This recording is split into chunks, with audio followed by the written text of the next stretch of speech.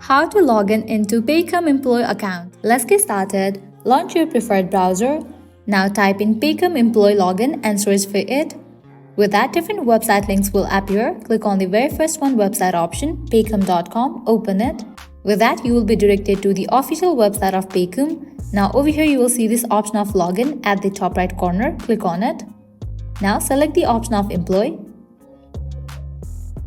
You will land to the login page. Now from here you can easily log into your account. You have to provide your credentials. Firstly, type in your username and then type in your password. Type in your 4-digit SSN or PIN.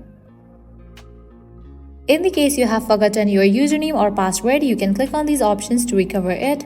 Once you fill this, click on the option of login, and with that you will be logged into your account. So this way you can easily log into Paycom employee account.